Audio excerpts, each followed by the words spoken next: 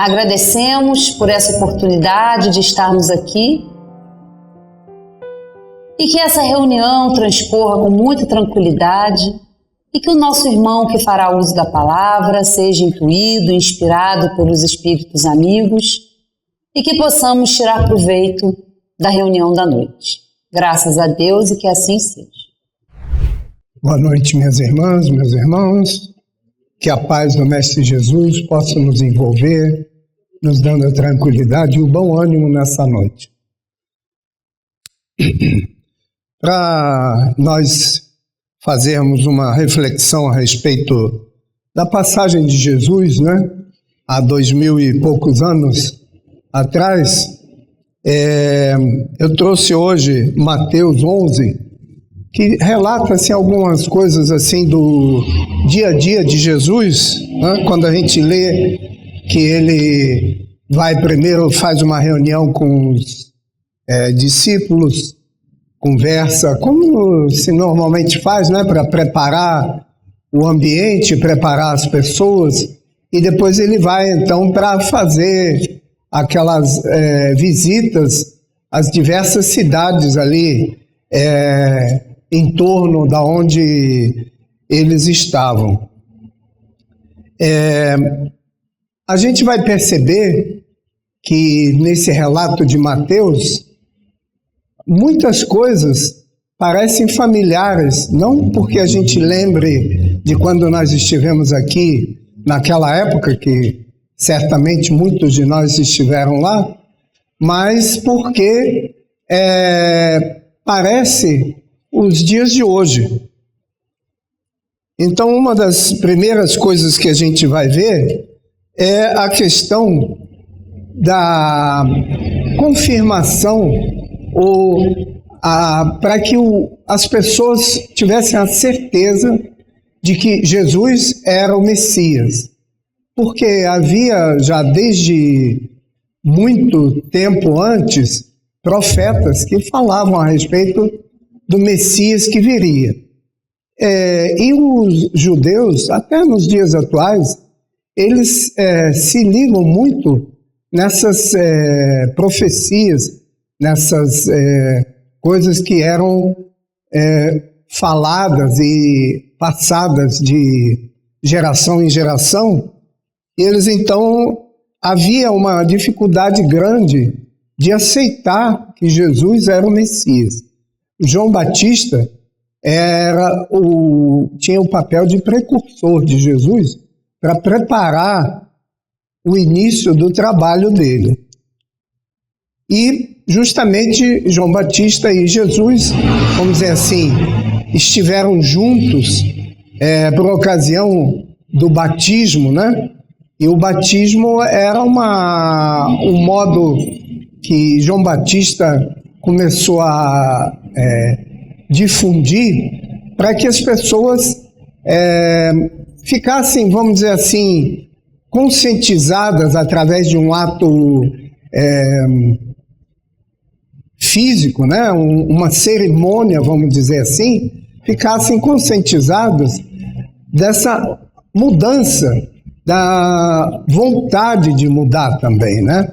Eles, através do batismo, naquela época, mostravam a vontade de mudar, às vezes até de romper com as tradições, mas enfim, de qualquer maneira, Jesus vai também nesse momento para que fosse também cumprida a profecia de que ele seria então o Messias e que ele participaria junto com João Batista, que anteriormente tinha sido Elias, né? Que ele participaria dessa cerimônia também. E aí a gente vai ver que João Batista, depois de preso, queria que os seguidores dele, né? Os discípulos dele, aceitassem também continuar a tarefa, o trabalho junto a Jesus, não sendo mais como precursores de Jesus, mas sim como auxiliares agora do Messias. E aí eles fazem, como a gente faz hoje em dia, né? Às vezes com os filhos, às vezes também a gente faz com as pessoas mais idosas que já têm assim um pouco de dificuldade de aceitar as coisas. Eles fazem uma espécie de comprometimento, onde João Batista manda os discípulos dele irem saber se Jesus era realmente o Messias. E Jesus então mostra a eles todo aquele trabalho que ele fazia e diz para eles então irem contar para João Batista que o que eles viram, comprovando que ele era o Messias. Mas claro que João Batista não sabia. Era mais um modo de convencer esses discípulos, né? E ele, numa dessas vezes que ele conversa lá com esses discípulos, ele fala então de João Batista, e eu achei muito interessante, porque sempre eu ficava refletindo por que ele usou esses termos, que dos nascidos de mulher, João Batista era o maior, né? Parar para pensar, dos nascidos de mulher, todos nós nascemos de mulher. Então, para mim, não fazia muito sentido. E quando eu estava justamente estudando, e por isso que eu trago para vocês, eu encontrei uma colocação de uma filosofia que existia já nos tempos da Grécia Antiga, que eram os gnósticos. E eles que falavam, então, os gnósticos era e é uma filosofia, porque ela existe, que analisavam todos os fatos não pela ciência, mas sim pela parte espiritual, pela parte divina. Eles achavam que tudo tinha uma razão divina de existir. Eles não se preocupavam com o que a ciência poderia provar. E justamente da parte deles, eles falam de os nascidos de mulher e os nascidos de homem. E aí a gente se lembra que Jesus era chamado o Filho do Homem. E então justamente os gnósticos diziam que o nascido de mulher, eles ainda teriam que reencarnar por algum tempo. E os nascidos de homem já teriam vencido essa etapa de reencarnações e só encarnariam por algum motivo que eles escolhessem, que é o caso de Jesus. Então eu achei muito interessante essa, vamos dizer assim, essa dúvida que eu tinha e queria então trazer esse detalhe a respeito disso, nascido de mulher e nascido de homem. Jesus, então, numa dessas explicações que ele dá lá para os discípulos de João Batista, ele fala assim: trata-se de uma geração de espíritos, se referindo aos espíritos aos quais ele se dirigia, né? De uma geração de espíritos insensatos e imaturos, que demonstram apego excessivo às coisas transitórias da reencarnação, muito semelhantes a crianças mal-humoradas que se negassem a participar de todos os brinquedos que se lhe propõem. Então, por que ele disse isso? Porque os judeus negavam todas as ofertas divinas, tanto a penitência de João como a condescendência de Jesus. E João levava uma vida bem austera para justamente marcar essa mudança naquele modo de vida dos judeus. E Jesus levava uma vida de condescendência, quando a gente imagina, né, que ele foi comer na casa do Zaqueu, que era um cara que não era bem visto por ser coletor de impostos. Ele convidou uma prostituta para fazer parte do, vamos dizer assim, do trabalho que eles faziam. Então a gente vê que tinha assim essa condescendência que os judeus também não aceitavam, né? Mas por que esse início que eu estou trazendo para vocês? Porque nós temos ainda uma dificuldade muito grande, e Paulo, já na carta aos Coríntios, ele fala de que nós precisamos, ele escreve aqui, e se alguém cuida de saber alguma coisa, ainda não sabe como convém saber. Ou seja, nós temos ainda muita dificuldade de entender aquilo que a gente ouve ou aquilo que a gente lê, e saber se aquilo que a gente ouve ou lê se convém, por exemplo, nos dias atuais, né, a divulgar. A gente não criou ainda o hábito de refletir a respeito das coisas que a gente ouve ou lê antes de divulgar. E aí a gente vai ver que tem uma diferença muito grande entre ouvir e escutar, né? Nós estamos aqui nesse local, vocês estão ouvindo a minha voz, a gente ouve os carros passando na rua, eventualmente algum barulho adicional. Isso seria ouvir, porque não tem como a gente simplesmente não querer ouvir, a não ser que tape os ouvidos, né? Mas escutar é justamente prestar atenção naquilo que a gente ouve. E quando a gente vai perceber que esse escutar é uma coisa muito seletiva.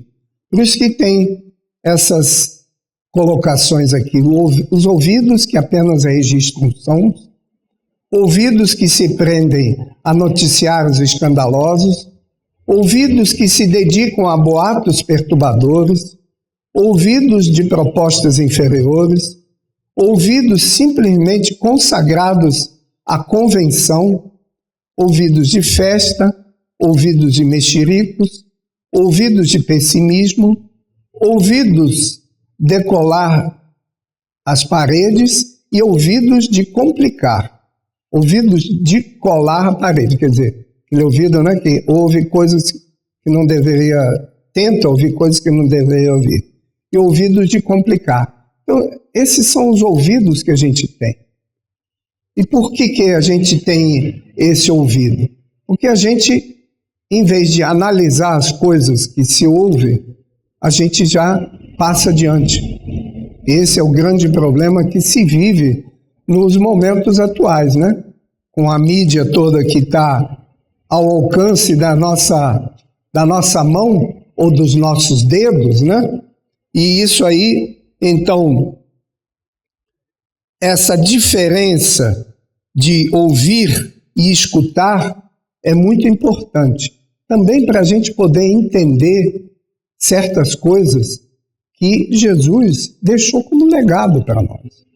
Porque justamente a nossa vida deveria ser hoje, nos tempos atuais, para que a gente pudesse viver melhor, para a gente pudesse encontrar um equilíbrio, procurar prestar atenção naquilo que Jesus deixou como legado para nós, que são justamente as palavras do Evangelho, né? Que são um modo de a gente poder viver melhor, mais tranquilos. Então, a gente vai ver aqui que saber como convém, tá? Ainda existe uma grande responsabilidade com relação àqueles que têm mais conhecimento, que influenciam as pessoas pouco instruídas ou se deixam levar pelas aparências ou belas palavras. Hoje em dia nós temos aí uma quantidade enorme de pessoas que se chama aí, apesar do português existir uma palavra equivalente, mas chamam de influencer, que é uma palavra inglesa, mas na verdade são pessoas que se dedicam a influenciar outras pessoas através da mídia e ganham bem para isso, porque eles influenciam, por exemplo, dentro da moda, ou influenciam em passeios e as mais variadas coisas. E nem sempre essa influência, ela é uma influência positiva, né? Nem sempre é uma influência que vai ajudar as pessoas.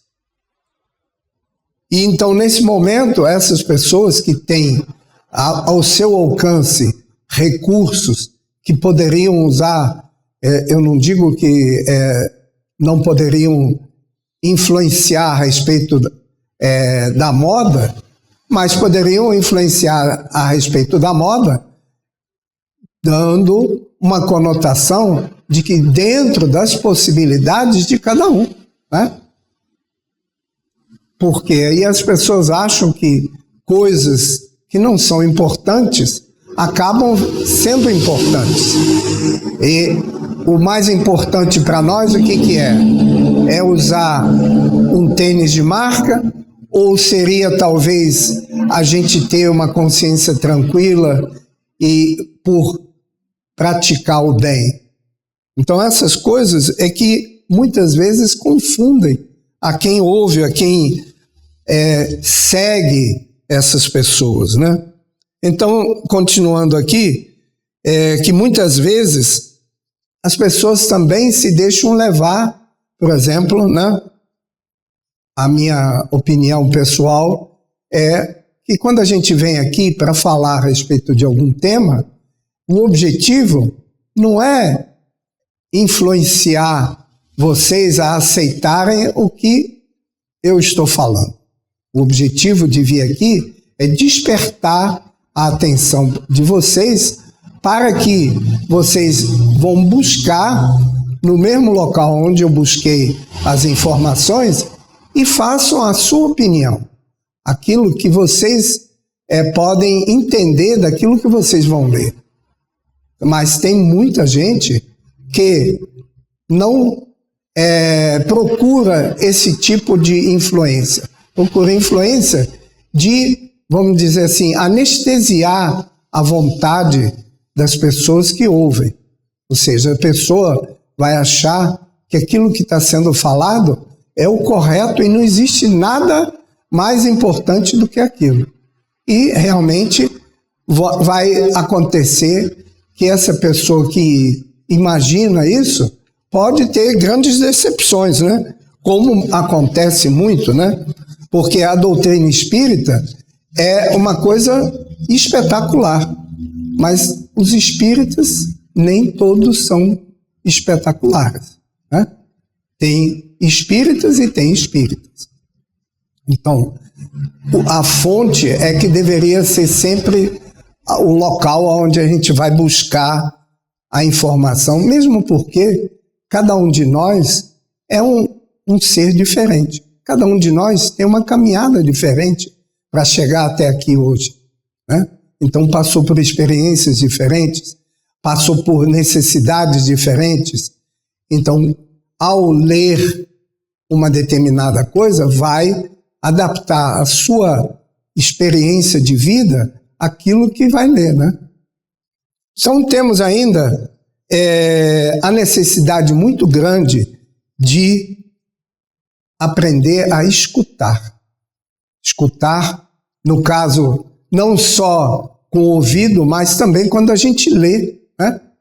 Para que a gente possa, daquele conteúdo que está sendo passado para nós, a gente realmente aproveitar aquilo que é positivo. Então, do mesmo modo como existe a fé raciocinada, o escutar deveria ser um escutar raciocinado. E nesse ponto, a gente vai chegar aos pobres de espírito, porque isso aí já vai ser a contrapartida desse escutar. Porque muitos de nós temos uma opinião formada a respeito de alguma coisa e nós nos fechamos a alguma informação nova. Não só a respeito da religião, mas de maneira geral. Então, a gente pode perguntar, por exemplo, a uma pessoa assim: você leu o livro tal? Não, não li, mas não gostei. Então, muitos de nós fazemos isso. A gente não procura informação porque a gente já acha que aquilo que a gente sabe já é suficiente para nós. E nos dias atuais é importantíssimo, não só na vida profissional, mas em todas as atividades, que a gente esteja sempre atualizado. Porque nós estamos vivendo numa época muito dinâmica, né? A gente ouve aí constantemente da mudança que nós estamos tendo de maneira geral nos nossos costumes, no nosso modo de encarar a vida. E tudo isso é uma coisa que deveria ser aproveitada.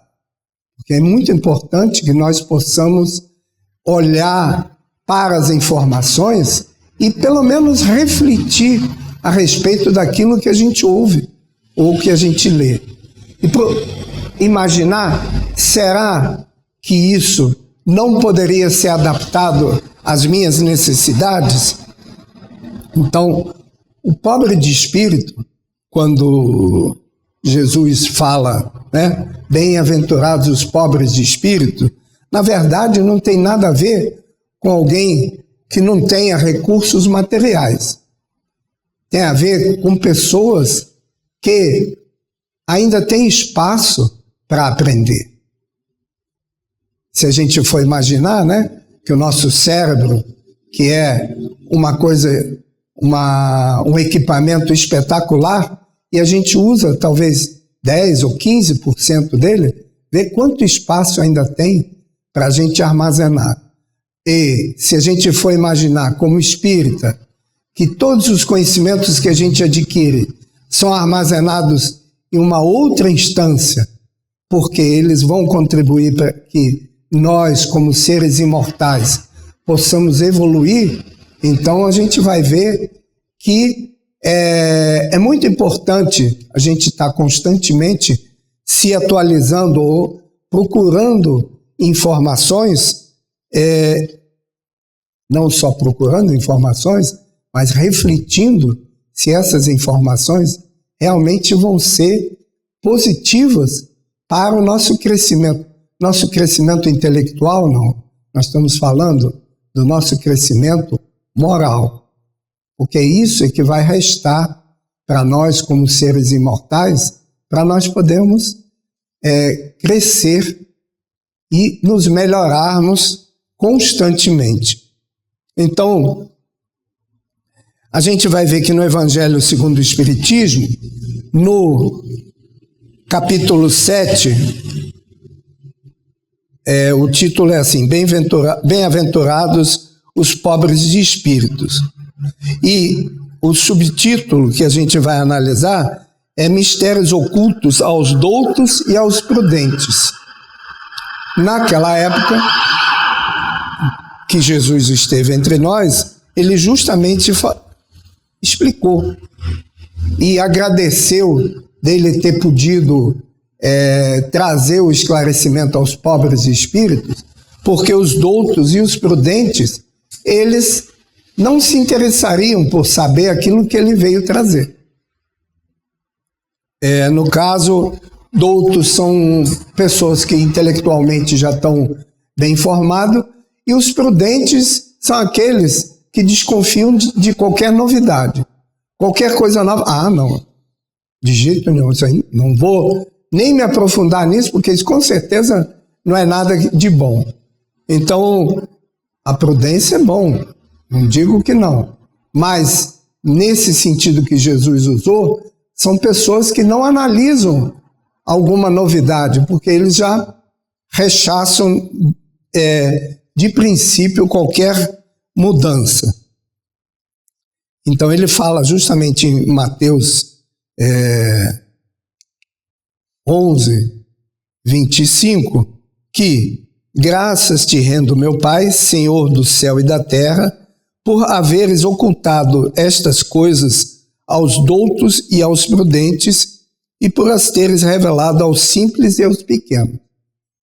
Os simples e os pequenos são justamente aqueles que estavam abertos, que estão abertos para aprender. Então, no item 8 do Evangelho segundo o Espiritismo, Kardec explica aqui: pode parecer singular que Jesus renda graças a Deus por haver revelado essas coisas aos simples e aos pequenos, que são os pobres de espírito, e por as ter ocultado aos doutos e aos prudentes, mais aptos na aparência a compreendê-las. É que cumpre-se entenda que os primeiros são os humildes, são os que se humilham diante de Deus e não se consideram superiores a toda a gente. Os segundos são os orgulhosos, envaidecidos do seu saber mundano, os quais se julgam prudentes porque negam e tratam a Deus de igual para igual, quando não se recusam a admiti-lo, porquanto na antiguidade douto era sinônimo de sábio. Então, a gente vai entrar agora numa outra parte que também é muito importante para nós, que é a humildade. Não é a humildade material, mas a humildade de aceitar, de se conscientizar que a gente, na verdade, tem muito pouco conhecimento a respeito de tudo, né? Se a gente for imaginar agora, recente, mandaram esse novo telescópio lá para a estratosfera, esqueço agora qual é o nome que eles deram, hein? James Webb. E aí, de repente, eles estão vendo coisas que a gente só conhecia na teoria, porque se imaginava, né, que deveria ser assim. Então, está se vendo que a Terra é menor do que um grão de areia ainda no universo, né? Porque são bilhões, trilhões de galáxias e de planetas e tudo isso. Então, a gente começa a ver que é melhor a gente nem saber dessas coisas, porque senão a gente acaba tendo um problema de curto-circuito, porque é uma coisa tão fantástica, né? Eu digo sempre que você estava falando, Valéria, de estudar o Livro dos Espíritos, né? O Livro dos Espíritos, quando a gente começa a estudar ele, a gente percebe que não é possível que Kardec tenha escrito ele para os seres que viviam na mesma época dele. Tinha que ter muita fé para aceitar aquilo que ele traz, que o mundo espiritual traz de informação. Hoje, com a nossa evolução intelectual, ainda muitas coisas são difíceis de se aceitar, né? De compreender, ou seja, a gente tem que fazer mais ou menos como os gnósticos, né? Aceitar que a divindade sabe o que é importante para nós. Mas vamos lá a respeito da humildade.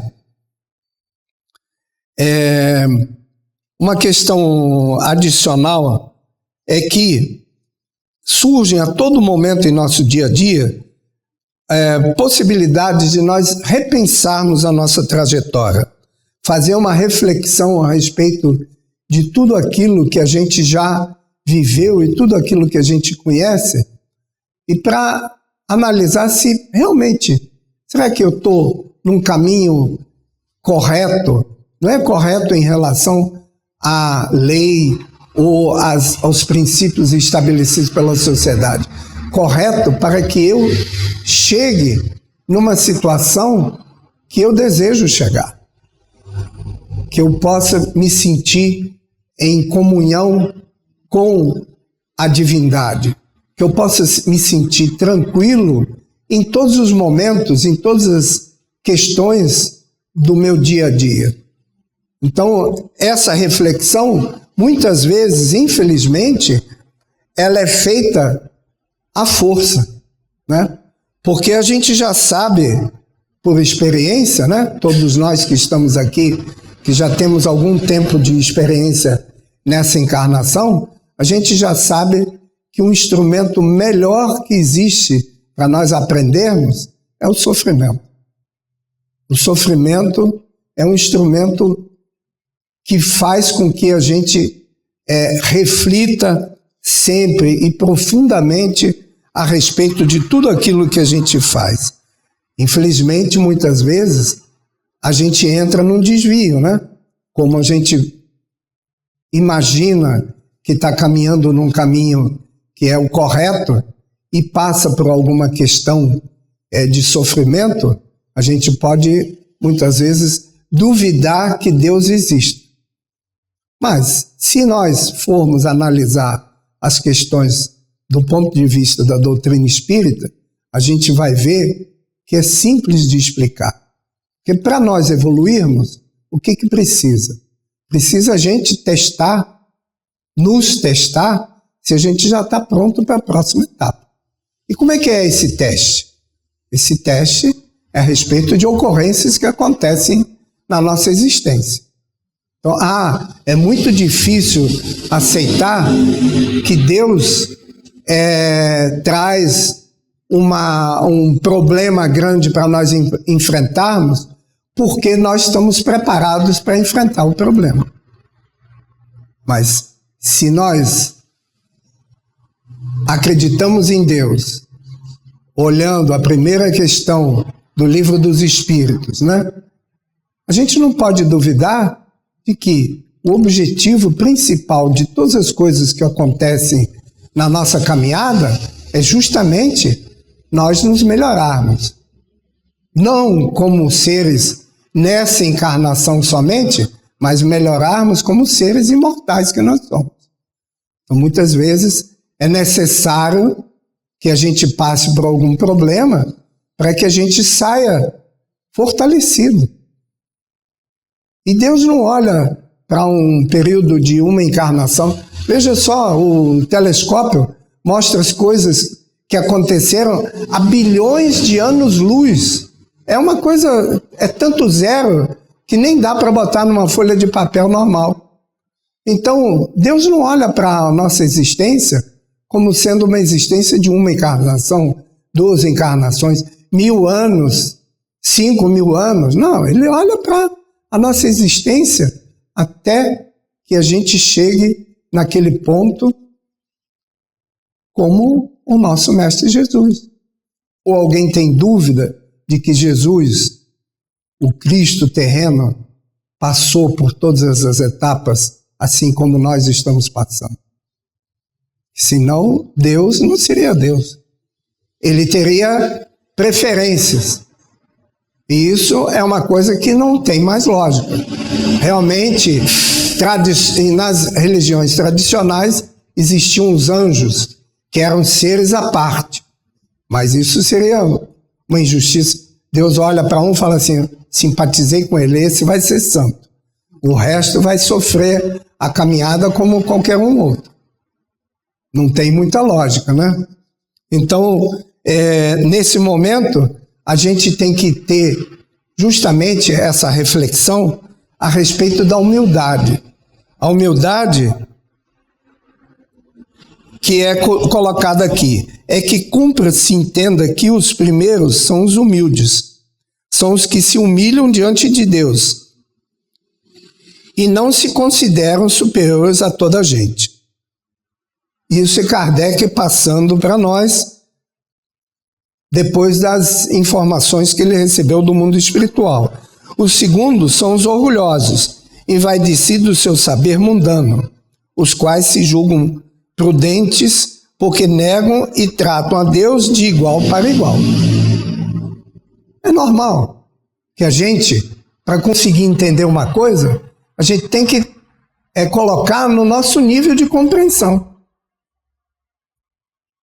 Nós, quando a gente pensa em Deus, eu acho que nenhum de nós consegue fugir da imagem, por exemplo, que o Rogério trouxe na última palestra, né? Do Deus apontando o dedo, não, colocando o dedo para Adão alcançar, né? Para nós, quando a gente pensa em Deus, a gente olha para uma figura assim, né? Porque é assim que a gente consegue entender as coisas. Alguém que seja assim, igual a nós. Mas, na verdade, não é Deus. Deus não é assim, e não é isso, né? Então, é muito difícil a gente aceitar a divindade ou ter a humildade de aceitar a humildade de uma maneira como um ser perfeito. Já seria difícil a gente conviver com uma pessoa no dia a dia que fosse realmente um ser bem superior a nós. A gente se sentiria o tempo todo, vamos dizer assim, em desvantagem, porque não teria como argumentar com essa pessoa. Mas a gente gosta de argumentar com Deus. Por que eu? Por que eu tenho que sofrer? Né? Então é muito difícil para nós entendermos isso. Por isso que Jesus fala justamente aqui da humildade, mas é esse tipo de humildade, de entender que nós somos seres que estamos no iniciozinho da evolução. O planeta Terra está na segunda etapa da evolução. Nós estamos num planeta de provas e expiações. Saímos há pouco tempo de uma situação onde a gente não tinha nem condições de entender o que seria alguma coisa ligada à divindade. A gente pensava que o fogo era uma divindade, pensava que um raio era uma divindade, o sol era uma divindade. Então, por quê? A gente não conseguia entender essas coisas. Então, nós estamos numa etapa muito inicial da nossa evolução, como seres imortais. E não adianta ter um cérebro desse tamanho, porque quem bota para funcionar o cérebro é o espírito. O cérebro é só uma máquina que eu, espírito imortal, aciono. Não pode ter o tamanho que for, que o espírito é que vai definir o que a gente vai ter condições de fazer ou não fazer. Né? Tanto é que muitas vezes, só fazendo um parênteses, seres que fizeram mau uso da inteligência numa encarnação anterior, vêm numa encarnação com o cérebro danificado. Então, por mais que ele queira, ele não consegue usar o cérebro da maneira como ele gostaria de usar. Então, a gente vê que a máquina, ela é maravilhosa, mas quem aciona sou eu, espírito imortal. Então, a gente vai ver que uma questão muito importante são as oportunidades que surgem diariamente para a gente fazer essa reflexão. Oportunidades boas, né? A gente vai assistir um filme ou lê um livro e reflete a respeito daquilo que leu. E, como eu falei antes, aqueles problemas que um dia acontecem conosco, pode ser que não ocorra, pode ser que ocorra e a gente, como fala no popular, tira de letra, porque a gente está bem preparado, né? Tem de pessoas que se preparam para uma determinada tarefa, tem aquelas que têm dificuldade de fazer a tarefa e conseguem fazer, e tem outros que fazem a tarefa como se fosse uma coisa normal, porque eles estavam mais bem preparados. Não que as tarefas fossem diferentes. Então, é muito difícil, então, a gente entender e aceitar os desígnios de Deus para nós. Porque a gente pensa assim, não é possível que um pai amoroso e misericordioso vai me fazer passar por esse problema só para me testar, mas não é Ele que está nos testando. Ele está dando para nós a oportunidade de nós termos a certeza de que aquela etapa foi concluída e nós agora podemos olhar para frente para a próxima etapa. Eventos do dia a dia são capazes de alterar a nossa caminhada, né? Quantas vezes acontecem coisas conosco e de repente a gente olha, caramba, 5 minutos atrás eu ainda estava fazendo isso e agora estou passando por esse problema, ou estou em tal lugar, porque as coisas acontecem, para nosso entendimento, de maneira muito rápida. Mas existe, e isso é muito importante que a gente tenha em mente, todo um planejamento para isso. Nada acontece por acaso. Isso é um princípio da doutrina espírita. Nada acontece por acaso.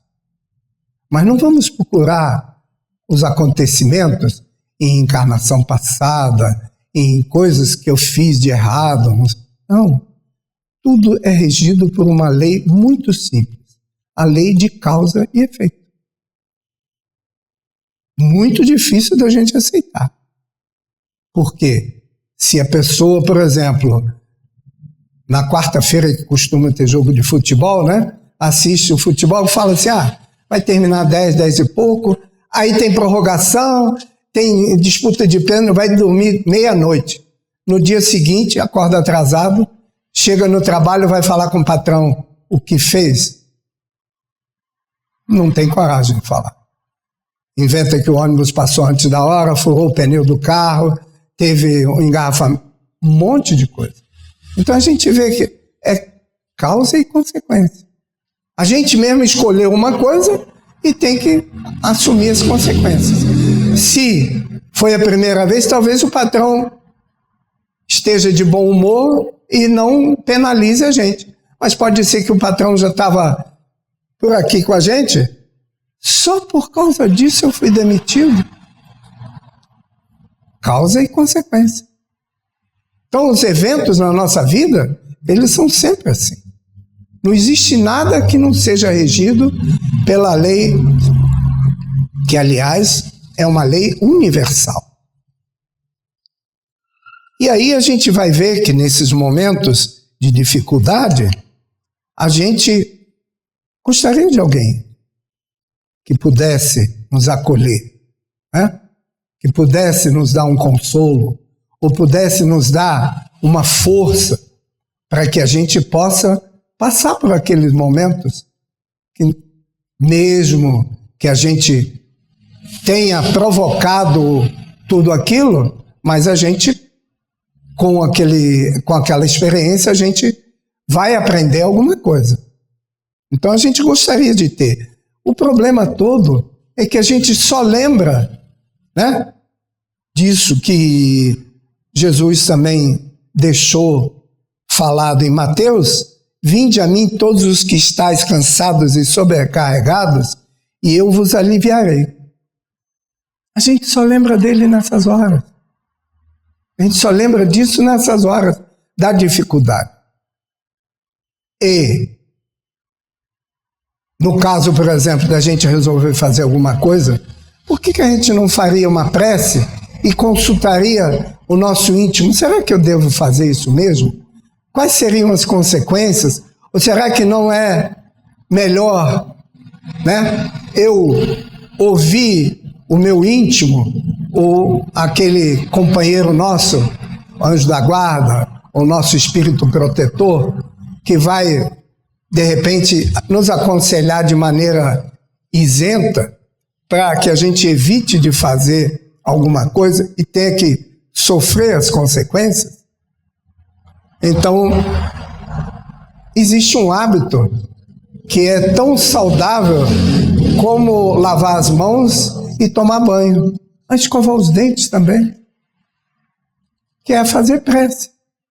Em todas as ocasiões, em todos os momentos, quando surgem dúvidas ou mesmo que a gente tenha se preparado bem para alguma tarefa, por que não fazer uma prece antes? Pedir que a gente tenha equilíbrio e tranquilidade para fazer a tarefa. Não é, não tive tempo de estudar, mas dá uma mãozinha aí para ver se eu acerto as questões para passar. Ou então, na hora de fazer a prova do Detran, segura aí para ver se eu consigo passar. Não é isso. Estou falando em termos de a gente ter um equilíbrio, uma tranquilidade para fazer aquilo que a gente sabe fazer. Mas não é o fato da gente saber fazer que a gente pode prescindir de uma ajuda adicional. Ou pelo menos de ter o equilíbrio, a tranquilidade para fazer aquela tarefa. Então, nesse momento é que o jugo de Jesus se torna um exercício que a gente deveria fazer constantemente. Mas isso significa abrir mão de algumas coisas que a gente já faz há muito tempo. Ou deixa de fazer, né? Não, mas aí vai virar um hábito. Mas qual o problema do hábito de orar? Não tem problema nenhum. Não é saudável escovar os dentes todo dia?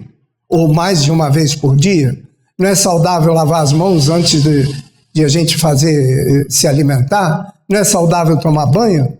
Por que a prece não é saudável ter um hábito da prece? Não é o hábito da prece, assim como muitos pensam assim, já fiz a prece. Não. Saudável de lembrar e aí colocar o coração, que é o sentimento, para funcionar. E fazer daquele momento um momento de reflexão, um momento de introspecção. As palavras são só um detalhe. É o ambiente que a gente cria para si mesmo que vai ser importante. E isso a gente pode fazer várias vezes durante o dia. A gente está no engarrafamento, em vez da gente ficar achando que vou ver uma brecha para chegar mais na frente, faz uma prece, pede que possa ter paciência, melhor não pedir não, porque senão está arriscado de lhe dar a prova da paciência e é problemático. Mas que a gente tenha tranquilidade, que aqueles momentos sirvam para a gente refletir a respeito das coisas que a gente vai fazer naquele dia, ou as coisas que a gente já deveria ter feito e não fez. Então, fazer um momento de introspecção. E isso no nosso dia a dia tem várias vezes. A gente vai no médico, né, que marca a agenda, desculpe os médicos que estejam aqui, marca na agenda 14 horas, a gente chega às 13h30 e vai ser atendido às 15 horas. Assim, infelizmente, né? E aí a gente tem aí 1 hora e meia que a gente pode orar, refletir a respeito da nossa vida, porque não tem outra coisa para fazer. Então, são momentos na nossa vida que podem ser usados para coisas que sejam úteis, melhor do que puxar conversa e reclamar a respeito da vida com as pessoas que estão próximas, ou, enfim, coisas que não vão ser agradáveis para o nosso dia. Quando Jesus fala, vinde a mim todos os que andais aflitos e sobrecarregados, e eu vos aliviarei, aceitai sobre vós o meu jugo, aprendei de mim que sou manso e humilde de coração, e achareis descanso para vossas almas, porque é suave o meu jugo e leve o meu fardo. O que quer dizer isso, na verdade, que ele está dizendo? Ele está falando que nós temos que tomar iniciativa. Não é esperar que Jesus vai nos ajudar sem a gente tomar a iniciativa de pedir ajuda, de necessitar ajuda, mas como iniciativa mesmo. Então, a ação é uma coisa importantíssima em todas as nossas nossos relacionamentos com a divindade. Porque nós precisamos ter justamente essa humildade de reconhecer que sem a ajuda as coisas ficam muito mais difíceis. Se já tem dificuldade, sem ajuda é mais difícil ainda. Então a gente vai ver que o jugo leve implica em reconhecer que os ensinamentos deixados através do Evangelho têm por objetivo facilitar a nossa trajetória como seres imortais, além de uma atitude positiva em direção de aceitação, com a observação do mandamento que é essencial para tudo aquilo que a gente faz na nossa existência. Amar ao próximo como a si mesmo. E aí a gente vai entrar na parte, vamos dizer assim, de conclusão de toda essa motivação do Mateus 11, que é a caridade. A caridade é a solução para todos os nossos problemas. Porque quando a gente se preocupa com a outra pessoa, nós não temos tempo para pensar nas nossas dificuldades. Não temos tempo para achar que a vida está sendo injusta conosco. Então, o jugo leve, né, quer dizer justamente a gente amar o próximo como a si mesmo. E a caridade é um instrumento mais valioso que existe para a gente aceitar esse jugo leve do Mestre Jesus. E ele mesmo mostrou, né? Ele mesmo exemplificou durante todo o tempo que ele esteve a caridade. Porque primeiro ele tinha humildade, porque quantas vezes ele falou com aquelas pessoas que ele curou, ó, você está curado porque eu sou tal, hein? Em nenhum momento ele falou isso. Esses dias mesmo estava vendo um pedacinho do filme, né, dos Escolhidos, aquela cena onde a mulher toca na veste de Jesus e o sangramento dela para, né?